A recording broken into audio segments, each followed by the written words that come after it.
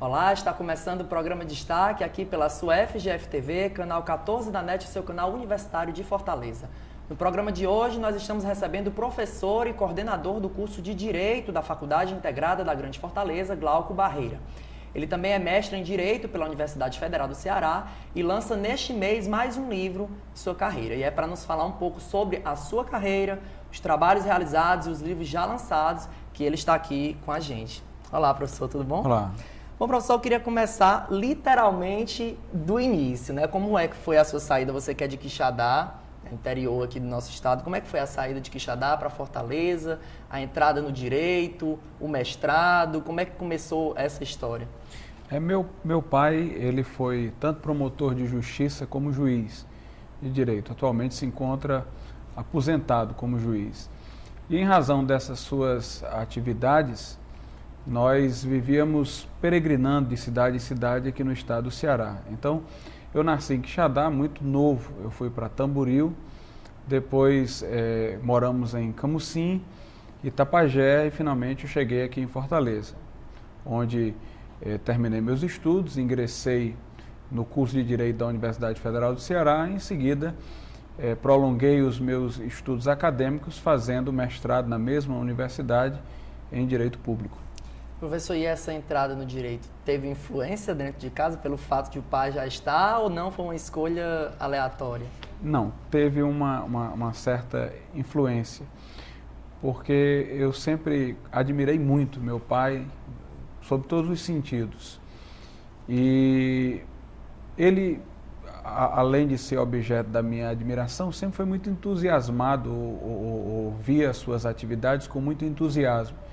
E esse entusiasmo ele deixava passar para mim e me antecipou, mesmo antes do ingresso na universidade, muitas informações sobre o direito, muitas das suas visões acerca da justiça, e eu não posso deixar de reconhecer que isso tenha inspirado, embora eu acredite também que as minhas inclinações muito semelhantes às dele, em matéria daquilo que interessa para estudo, me tenham também levado ao ingresso no curso de Direito. Professor, o senhor já tem uma certa experiência dentro de sala de aula, como professor, como coordenador. Como é que o senhor vê, hoje em dia, os alunos especificamente do curso de Direito? Né? Se fala muito que a gente está vivendo numa sociedade corrompida, numa sociedade injusta, num país que não vai para frente, que está parado, né? Como é que o senhor vê assim, esses alunos de direito de hoje em dia, como é que eles estão recebendo essa aprendizagem? Eu acho que um dos graves problemas atualmente nos cursos de direito decorre do fato de as pessoas entrarem num curso de direito com a motivação errada. Me parece que o grande leque de opções profissionais que há no mundo jurídico, a pessoa pode ser um promotor, pode ser delegado, pode ser advogado da União, pode ser procurador do município, procurador do Estado, além de inúmeras outras profissões nas quais se entra por concurso que não são assim da área jurídica, mas para a qual se exigem conhecimentos jurídicos, faz com que muitas pessoas acorram para um curso de direito assim na esperança de terem uma profissão, um caminho mais fácil, conseguirem de repente fazer um concurso e ter uma atividade extremamente rentável. E essa febre, né, por concursos, essa esperança de um sucesso repentino tem feito com que muitas pessoas venham para os cursos jurídicos sem, na verdade, estarem vocacionadas, inclinadas para esse tipo de estudo e principalmente não estarem preocupadas com o problema da justiça social, o problema da justiça em geral. Então nós temos muitas vezes alunos que querem desviar-se dos estudos introdutórios e básicos do direito, querem logo se debruçar sobre os estudos, digamos assim, mais referentes ao direito posto, aos códigos, sem uma preocupação de ter uma formação humanista, filosófica, que lhe permita fazer bom uso dos conhecimentos técnicos jurídicos. Mas eu acho que é papel dos cursos e dos professores, acima de tudo, redirecionar essas motivações, criar, assim como eu há pouco dizia do meu pai, entusiasmo pelo problema da justiça, enfim, entusiasmo por um direito visto dentro de um escopo muito mais amplo do que aquele egocêntrico que é a satisfação de anseios financeiros. Então, eu acredito que muitas coisas podem ser reajustadas, reformuladas com o tipo de visão acerca do direito que os professores podem passar numa sala de aula. Professor, mas o senhor acha que, por exemplo, esses altos índices de reprovação que a gente encontra em alguns testes aplicados pela Ordem dos Advogados do Brasil, muito se fala que isso reflete a má formação, reflete justamente essa falta de entusiasmo. O senhor acredita nisso? Eu acredito, porque há muitas pessoas cujo único objetivo é conseguir passar numa cadeira, numa disciplina, sem preparar-se no sentido de conhecer o direito mais amplamente. Então, a pessoa às vezes se prepara para uma prova, a prova daquele professor, a prova daquele outro professor, mas depois ela vai enfrentar provas, digamos assim, elaboradas por pessoas que elas não conheceram. Então, aquela preparação direcionada não poderá sustentá-la sob essas condições. Elas têm que ter, então, uma preparação ampla que lhes permita enfrentar qualquer tipo de prova. Uma das coisas também que se vê muito hoje é o desestímulo pela leitura. Uma pessoa que pretende ingressar num curso como o de Direito, ela tem que ser uma pessoa ou habituada ou disposta a se habituar à leitura. O laboratório do curso de Direito ainda é a biblioteca e a pessoa tem que pesquisar, tem que ler, porque os conhecimentos são conhecimentos que estão materializados em textos, em leis, em doutrina e, portanto, é preciso que também haja esse hábito de leitura. Mas o senhor acha que mesmo com essa possível falta de hábito, digamos, esse olhar pessimista que algumas pessoas têm de reprovação, mas os alunos hoje em dia de direito, que o senhor percebe, eles acreditam no direito? Mudou muita coisa da sua época, o ensino da sua época para hoje em dia? O senhor acha que mudou muita coisa? Acredito que mudou, sim. E eu percebo isso porque no passado havia muito idealismo. As pessoas estudavam direito e transformavam a faculdade num ambiente realmente acadêmico. As pesquisas, as discussões, as conversas, todas refletiam uma pretensão de reformar, revolucionar o mundo. Basta dizer que os grandes políticos no nosso país, os que lutaram pela libertação dos escravos à época do Império, eram pessoas que tinham uma formação em direito. Hoje em dia, entretanto, é como eu disse, as pessoas querem reduzir o mundo jurídico a um mundo em miniatura, reduzido ao conhecimento dos códigos, à habilitação intelectual para um concurso, sem ter a visão mais ampla do direito como um instrumento de transformação social. O senhor, buscando essa visão mais ampla, o senhor é hoje mestre em direito público, né? Mas o que é o direito público especificamente, para quem não está por dentro do direito? O que é que significa o direito público? A gente costuma dividir o direito positivo. Direito positivo é o direito posto, é o direito manifesto nas leis, acima de tudo, mas também nos costumes. O outro direito, que não o positivo, que não o posto, seria o pressuposto, que é o direito natural, as intuições de justiça que toda pessoa tem, independentemente de ela ser um operador do direito ou uma conhecedora das leis. Dentro do direito posto, nós temos essa divisão, direito privado e direito público. O direito privado seriam aquelas normas, ou aquela parte do direito posto, que tem por objeto os interesses particulares das pessoas. É no direito privado que nós vamos encontrar o direito civil, o direito empresarial, a regulação dos contratos, do direito de propriedade, da questão da transmissão, da herança, do casamento. Já o direito público tem a ver com aqueles interesses que são relevantes para a sociedade inteira, que estão diretamente ligados à atividade estatal. A exemplo do direito constitucional, que é exatamente o que trata da organização institucional do Estado, o direito tributário, o direito administrativo, portanto, ligados às atividades do Estado, que realmente terão efeitos sobre os particulares, mas cujo interesse norteador é o interesse público, é o interesse que suplanta os interesses particulares das pessoas. O núcleo que a gente tem aqui de prática jurídica, a gente pode dizer que é uma instituição de direito público?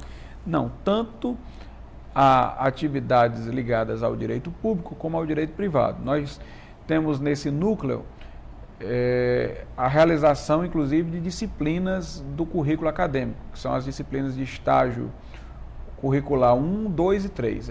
Essas disciplinas, elas são disciplinas práticas, embora tenham um acompanhamento teórico, e numa delas se vai ter a prática ligada ao direito privado, noutra prática relativamente ao direito público, de modo que se possa ter no curso de direito não apenas a formação teórica, mas a formação prática, tanto no direito privado como no direito público. Professor, e como é que organizações como essa, como esses núcleos que a gente encontra muito em universidades, faculdades e centros universitários, como é que eles podem ajudar a comunidade? É o núcleo daqui que já está com mais de um ano de funcionamento, que está integrando os alunos, os professores. Como é que um núcleo como esse que o senhor integra pode influir na comunidade, nas adjacências? O núcleo de prática jurídica, ele é conveniado com a Defensoria Pública. A Defensoria Pública é aquela que tem os chamados defensores dativos, os defensores, os advogados, que são remunerados pelo Estado para prestar serviços gratuitos advocatícios àqueles que não dispõem de recursos para pagar um advogado. Então, a pessoa que vem ao núcleo de prática, ela tem a oportunidade de ter uma assistência de um advogado através dessa via possibilitada pelo Estado e, portanto, não terá que fazer despesas, que não aquelas, obviamente, mais particulares, que é para pagar uma xerox de um documento, alguma coisa assim que ela precisa trazer para viabilizar uma ação judicial ou uma contestação, caso a ação tenha sido movida contra ela. Então, esses serviços advocatícios, através do núcleo de prática, conveniado com a Defensoria Pública, são prestados gratuitamente à comunidade carente. Certo. Além de trabalhar com esses núcleos, ser professor, o senhor também entrou na literatura, o senhor também é autor. Como foi que começou essa história de ser o Glauco Barreira, autor de livros, escritor? Como foi que entrou essa vida literária, essa veia literária? Logo após a minha conclusão do curso de mestrado, em razão da ampla repercussão que teve a minha dissertação, a que foi defendida para a obtenção do título, eu tentei levá-la à publicação e obtive êxito através da editora Mandamentos. Com uma rapidez impressionante, esgotou a primeira edição, com menos de um ano. Logo depois veio a segunda edição, depois a terceira edição. Antes que chegasse a terceira, eu já estava publicando um outro livro para complementar o primeiro. O primeiro intitulava-se Hermenêutica e Unidade Axiológica da Constituição. Eu então escrevi uma espécie de livro complementar para esse tema da hermenêutica, hermenêutica jurídica clássica, que esgotou também com um ano a primeira edição e veio em seguida a segunda edição. Depois, conversando com o meu amigo livreiro Gabriel, da Livraria Gabriel, ele me estimulou a escrever alguns apontamentos que ele disse que poderia publicar, editar, para atender aos alunos que queriam acompanhar melhor a minha disciplina.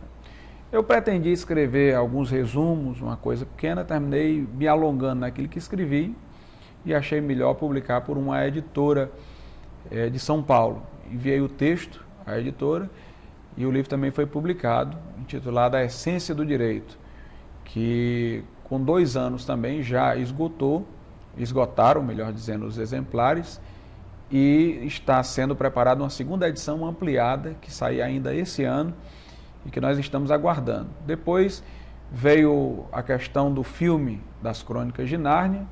Como eu já era conhecedor das obras de C.S. Lewis, escritor das Crônicas de Nárnia, obra que ensejou o filme, eu então aproveitei a oportunidade, sabendo que muitas pessoas estariam curiosas por conhecer a obra desse autor, para escrever o meu comentário crítico literário à sua obra, e aí surgiu o Imaginário em As Crônicas de Nárnia. Também eu tenho outras obras publicadas, algumas em coautoria, como a obra Filosofia e Constituição, obras teológicas como Teologia do Fogo, e agora recentemente publiquei mais essa obra cujo lançamento está previsto para o dia 29 do presente mês, que é a Teoria dos Valores Jurídicos. Professor, depois desse resumo, assim, mas o que é que viria a ser, por exemplo, para quem não conhece, a hermenêutica jurídica? A hermenêutica jurídica é a teoria científica da interpretação. Aliás, os últimos pareceres do MEC, as últimas decisões do MEC relativamente a cursos de direito foi no sentido de se prestigiar este eixo de estudo que é exatamente a hermenêutica. A hermenêutica é o que permite diferenciar um mero conhecedor de códigos de um cientista do direito. Porque qualquer pessoa pode pegar códigos, a Constituição e lê-la, mas ter a habilidade técnica para interpretar aquelas normas, para compatibilizá-las quando elas parecem estar em oposição, para suprir suas lacunas, aí não é uma coisa lá tão simples. E a hermenêutica é exatamente a teoria científica da interpretação, da integração, da aplicação do direito, permitindo ao que tem a formação jurídica lidar com as leis de modo a compreendê-las, de modo a fazê-las concretizar-se diante dos casos concretos. Como o senhor mesmo citou, esse mês o senhor vai ter mais um lançamento, que é a Teoria dos Valores Jurídicos, né? Qual é o foco desse livro? A Teoria dos Valores Jurídicos, na minha opinião, né, é difícil a gente falar sobre uma obra da nossa própria autoria, falar mas... de um próprio filho. Pois é, mas eu considero essa a obra mais importante que eu já escrevi, tanto do ponto de vista do conteúdo, como do ponto de vista da relevância que tem o conteúdo desse livro. Eu trato acerca dos valores, em geral, dando, obviamente, especificação aos valores jurídicos. Eu acredito que nós estamos vivendo um momento de crise ética que aparece em todas as áreas das relações humanas, de modo mais evidente na política, porque está sob o foco das câmeras, da mídia a toda hora.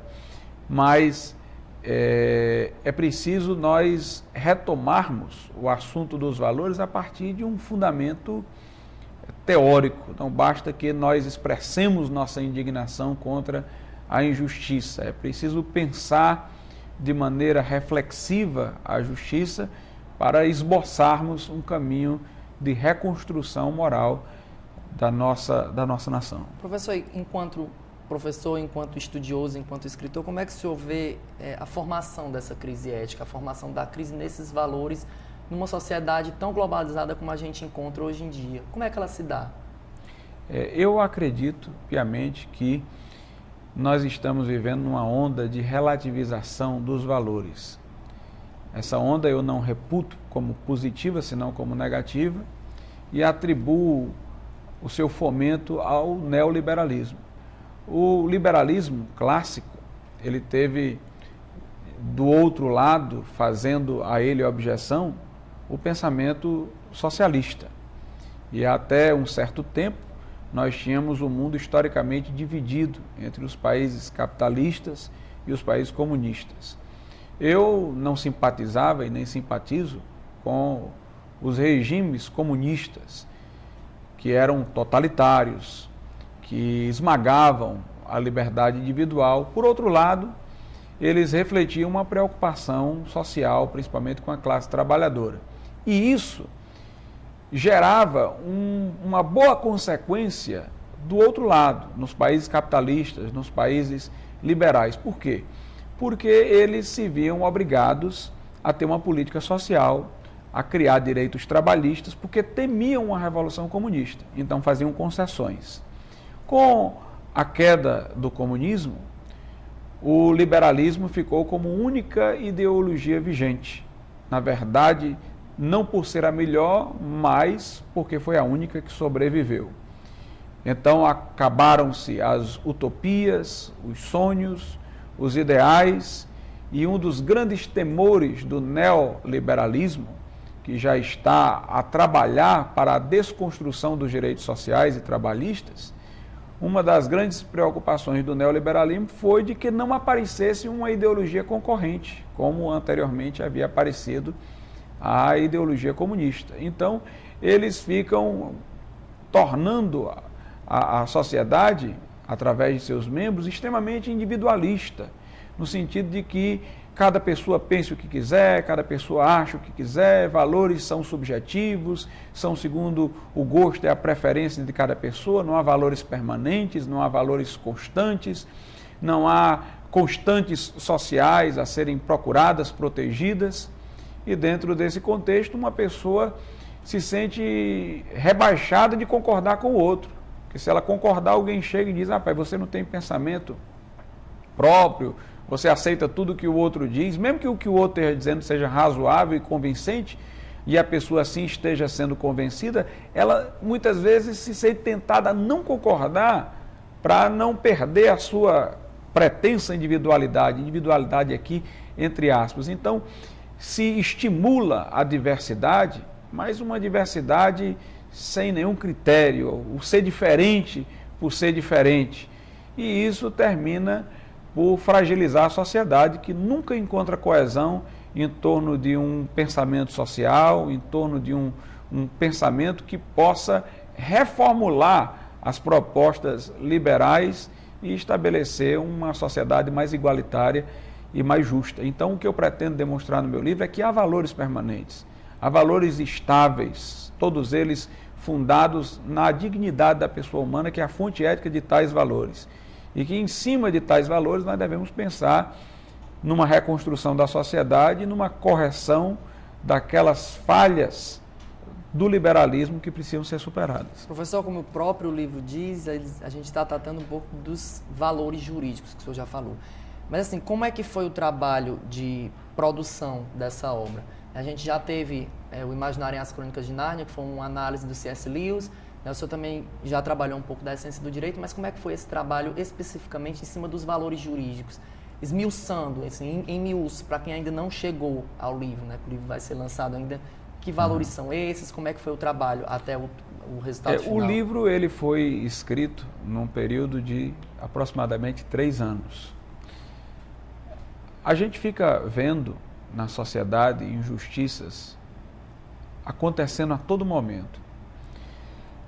E nos surge um sentimento de indignação que precisa de voz para exprimir-se.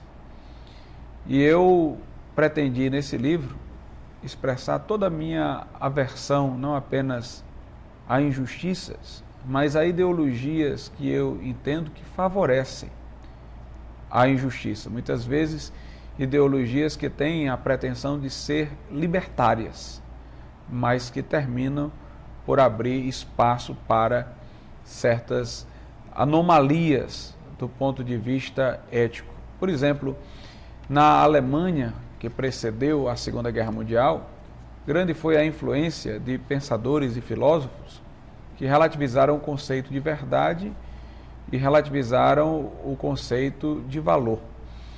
Aparentemente, eles eram filósofos da liberdade, dizendo a cada um que pensasse como quisesse, que não existia verdade estável, válida para todos, mas eles instauraram um caos, porque nós vivemos em sociedade, não individualmente. E se eu penso uma coisa acerca da realidade, o outro pensa outra coisa, e nós não partimos do pressuposto que haja uma verdade, um critério de ordem, então nós vamos ter inúmeros conflitos. E quando esses conflitos se instaurarem, vai ser preciso a força para estabelecer a ordem. E aí nós vamos ter os governos totalitários, que no caso da Alemanha foi manifesto através do governo de Hitler, da ascensão do nazismo, que foi, no final das contas, legitimado, porque a Alemanha entrou num estado tão caótico que eles estiveram dispostos a renunciar seus direitos e aceitar a força para que algum grau de ordem ali fosse estabelecido. Professor, assim como o senhor defende essa questão mais positivista, vamos dizer assim, questão da ética, da postura digna do ser humano, a gente encontra muitos escritores que vão para o lado negativo, né? Recentemente a gente encontrou aí um escritor famoso no mundo inteiro chamado Dan Brown, que escreveu uma obra, um romance policial que mexeu com o mundo inteiro porque abalou, entre aspas, vamos dizer assim, a estrutura da Igreja Católica, que é uma crítica ferrenha que ele faz no livro dele. O senhor acha que esse tipo de escritor, ele traz influência negativa para a sociedade? Enquanto o senhor está tentando colocar uma visão positivista de que o mundo tem que ser mais digno, o senhor acha que esse tipo de autor, ele traz um lado negativo para a gente, só para a gente encerrar que o nosso tempo está acabando?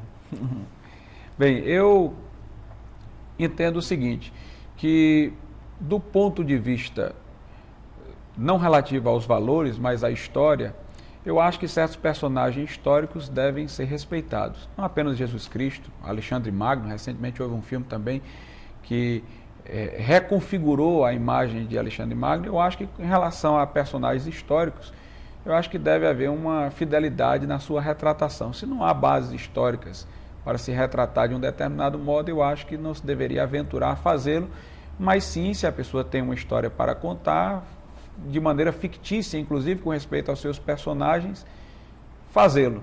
Agora, por outro lado, eu acho que não há nenhum problema em as pessoas, digamos assim, se sentirem livres para ler ou para deixar de ler. Acredito que a igreja também não deveria impor qualquer restrições, porque se espera que a verdade, onde quer que ela esteja, inclusive aquela que a igreja vem a pregar, ela não seja tão fraca que a pessoa não possa ler uma coisa diferente e manter-se dentro daquilo que julga ser verdadeiro. Então, o livre exame de qualquer coisa é um dos postulados que eu também defendo. Agora, eu acho que o grande problema desse livro em específico é porque o autor escreveu uma obra de ficção, uma obra literária, e depois, em posteriores entrevistas, ele disse que acabou se convencendo de que sua obra fictícia era verdade. Eu não sei se o objetivo disso era popularizar a obra, criar tumulto, torná-la mais lida, mas eu acho que o grande problema foi o momento em que ele passou a dizer que sua ficção era verdade. E escolher um gênero certo para escrever, que é um romance, que é algo que chama tanta atenção, né? Exato. Professor, eu queria agradecer a sua presença, né, lhe dar os parabéns por mais uma obra, com certeza vai ser mais um sucesso, e desejar boa sorte, se bem que não precisa, né? Já está tão acostumado com os livros fazendo sucesso. Ótimo, eu vou aproveitar aqui e agradecer a forma como foi aqui entrevistado com tanta cortesia e convidar também a todos para o lançamento do livro no dia 29 de junho, às 19h30, ali no Centro Cultural Oboé, na rua Maria Tomásia, número 531. Ok, estaremos todos lá. Professor, obrigado pelo convite. E o programa Destaque de hoje termina aqui. Nessa semana nós recebemos o professor e coordenador do curso de Direito da Faculdade Integrada da Grande Fortaleza, Glauco Barreira, que nos falou um pouco da sua carreira e dos livros que ele escreveu até hoje, as influências, as polêmicas. Nós voltamos na próxima semana com mais um convidado e você continue acompanhando a nossa programação pela FGF TV, canal universitário de Fortaleza, 14 da NET. Até semana que vem.